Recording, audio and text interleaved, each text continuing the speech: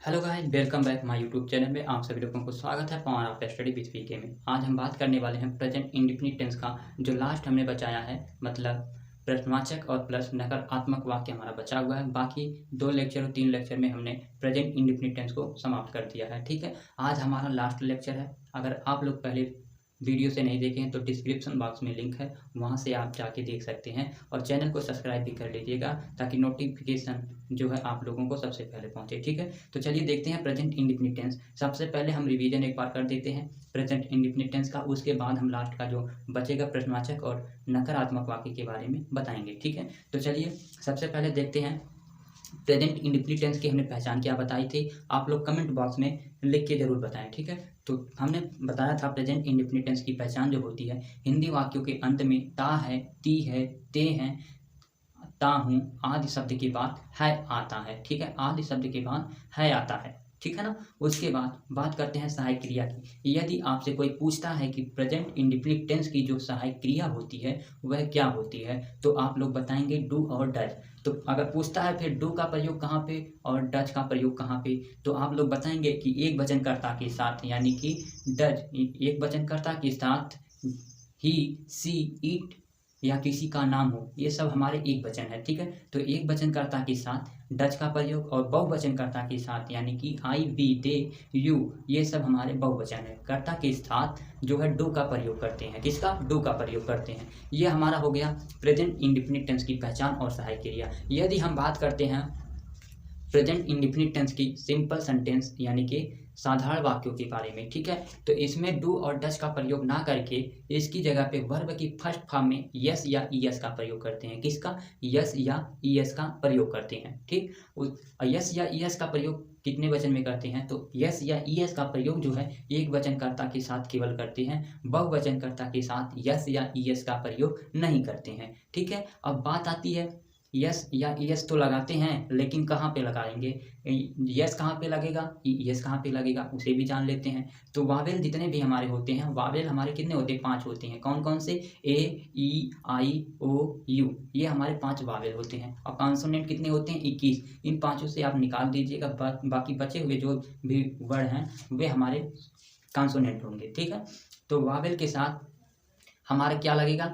ES लगता है। जैसे मान लेते हैं कोई क्रिया ले लेते हैं, जैसे गो, गो के लास्ट में यानी कि जी ओ हमारा जो है एक वावेल है, तो इसके साथ ईएस का प्रयोग करेंगे। ठीक है, तो यानी कि कहने का मतलब जो हमारा है कि वावेल के साथ ईएस का प्रयोग करते हैं और कॉन्सोनेंट के साथ एस का प्रयोग करते हैं। ठीक है, इस तरह से हमारा जो है पहचान सहायक क्रिया खत्म होती है। और निगेटिव वाक्य में एक कंडीशन बनता है नेवर का, यानी कभी नहीं। जब भी शब्द में कभी नहीं आए तो उसके स्थान पे जो है डू और डज, यानी जो सहायक क्रिया होती है उसका प्रयोग ना करके साधारण वाक्य में जो हमारा प्रयोग होता है यस या ईएस, तो कर्ता के अनुसार यस या ईएस का प्रयोग लगाएंगे और सहायक क्रिया के स्थान पे यानी डू और डज के जगह पे नेवर का प्रयोग करेंगे। जैसे मान लेते हैं कि वह कभी नहीं झूठ बोलता है। ठीक है, वह कभी नहीं झूठ बोलता है, तो ही नेवर हो जाएगा। ही जैसे हम लगाते क्या यहाँ पे, ही के है तो डज का प्रयोग हम लिखते ना, डज वहाँ पे लिखते, तो डज ना लिख के वहाँ पे ही नेवर, उसके बाद क्या लिखेंगे, और जो हमारा वर्ब की फर्स्ट फॉर्म में यानी कि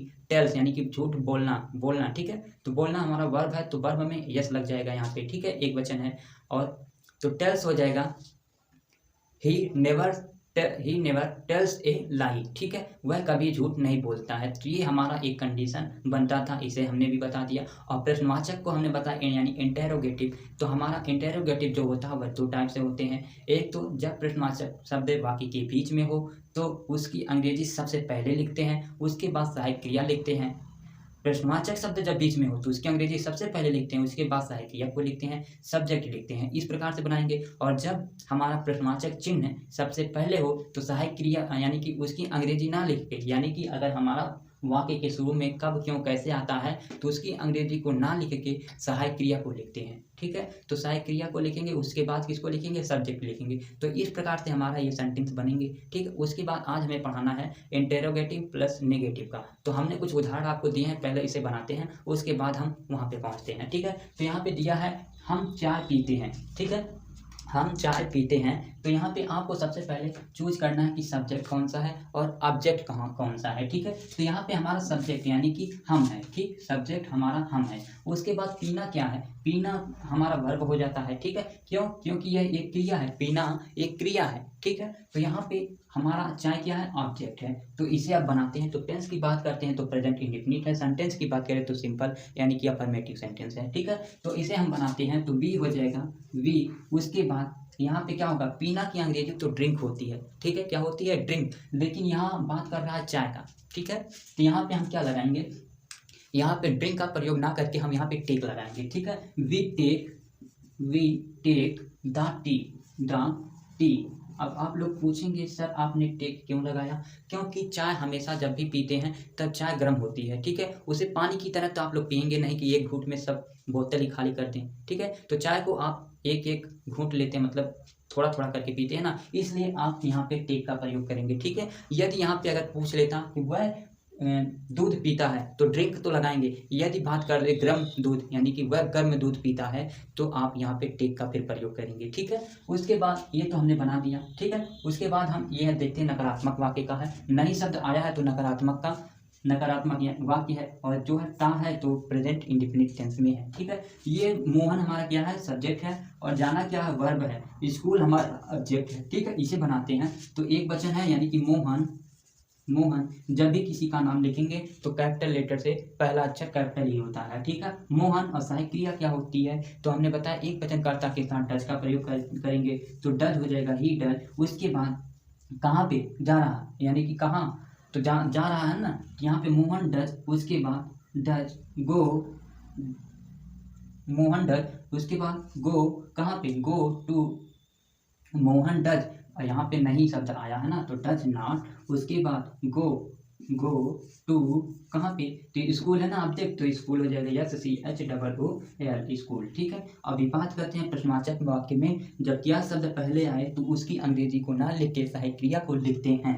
ही क्या हमारा सब्जेक्ट है, नदी में क्या ऑब्जेक्ट है, नहाना क्या है, वर्ब है। ठीक, सबकी पहचान हमने कर दी। अब सेंटेंस को बनाते हैं तो सबसे पहले हमने बताया जब प्रश्नवाचक वाक्य के शुरू में हो तो इसकी अंग्रेजी को ना लिख के सहायक क्रिया को लिखते हैं कर्ता के अनुसार। ठीक, कर्ता हमारा एक वचन है तो डज का प्रयोग करेंगे, डज ही। उसके बाद कहाँ, डज ही। उसके बाद does he bath, BATHE, bath in the, कहाँ पे, इन द नदी है तो river, RIVER, in the river. यहाँ पे प्रश्नवाचक का चिन्ह लगाएंगे। ठीक है, अब बात करते हैं एक चौथा टाइप हमारा जो बनता है, वह बाजार क्यों घूमता है। जब प्रश्नवाचक वाक्य जो है बीच में आए तो उसकी अंग्रेजी सबसे पहले लिखते हैं, क्योंकि अंग्रेजी क्या होती है, तो वाई होती है, वाई हो जाएगा। और ये हमारा सब्जेक्ट है, घूमना वर्ब है, ऑब्जेक्ट हमारा बाजार है। ठीक है, वाई। उसके बाद ही। उसके बाद सहायक क्रिया लगाते हैं कर्ता के अनुसार, ही डज। उसके बाद क्या हो जाएगा, अब वर्ब को लिखते हैं ना तो वर्ब हमारा क्या है, घूमना यानी कि रोम, ROAM। ये हमारा जो है घूमने की होती है अंग्रेजी। और अगर ROOM होगा तो रोम मीन्स कमरा होगा। ठीक है, वाई ही डज रूम। उसके बाद कहाँ पे, बाजार, तो does room market, the market. ठीक है, प्रश्नवाचक का चिन्ह लगा देंगे। ये हमारा इस तरह से बन गया। अब बात करते हैं मेन टॉपिक हमारा जो है प्रश्नवाचक प्लस नकारात्मक के बारे में। यह हमारा हो गया प्रश्नवाचक प्लस नकारात्मक।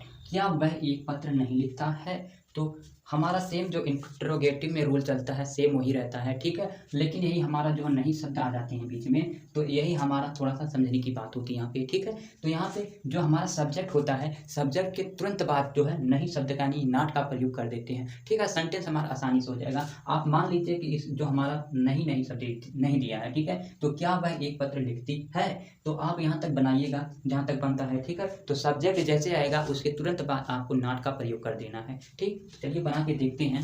तो सबसे पहले जब प्रश्नवाचक वाक्य के शुरू में हो तो उसकी अंग्रेजी को ना लिख के सहायक क्रिया को लिखते हैं कर्ता के अनुसार। तो वह हमारा एक वचन है तो यहाँ पे हम लिखेंगे डज। अब वहाँ पे वह है तो लड़की भी यहाँ पे लिखती है, तो यानी लड़की के लिए सी का प्रयोग करते हैं, ही डज सी। उसके बाद हमने बताया कि कर्ता के बाद यानी सब्जेक्ट के तुरंत बाद नॉट का प्रयोग करते हैं, सी नॉट। उसके बाद वर्ब लिखते हैं write, WRITE, write a letter. ठीक है, इस तरह से हमारा बन जाएगा। अब बात करते हैं जब वाक्य के बीच में तब वही रूल सेम रहेगा, बस सब्जेक्ट के तुरंत बाद नॉट का प्रयोग कर देना है। ठीक है, तुम्हें कौन नहीं पढ़ाता है। ठीक है, तो यहाँ पे हो जाएगा कौन की मीनिंग हु हो जाएगा, हु। उसके बाद सहायक क्रिया कर्ता के अनुसार। ठीक है, तो कर्ता हमारा बहुवचन है तो हु डज तुम्हें, यू हु डू यू। उसके बाद नहीं सब्जेक्ट तो not teach, who do you not teach. Teach means पढ़ाना होता है। ठीक है, TEACH।